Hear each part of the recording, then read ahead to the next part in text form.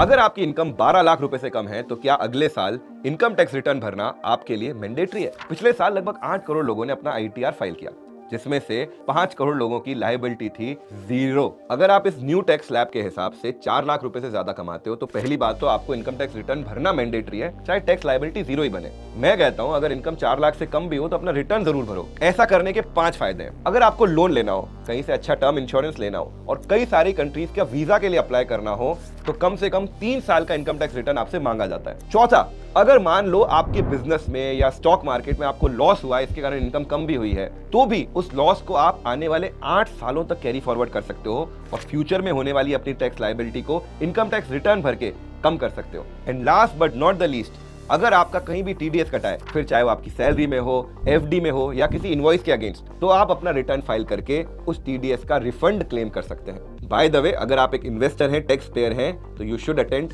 Our capital gain master class, जिसमें हम आपको रियल एस्टेट से लेकर स्टॉक तक इंटेलिजेंट तरीके से टैक्स कम से कम लगाते हुए इन्वेस्टिंग करना बताते हैं। सीट्स लिमिटेड है, आप रजिस्टर कर सकते हैं at cg.lla.in।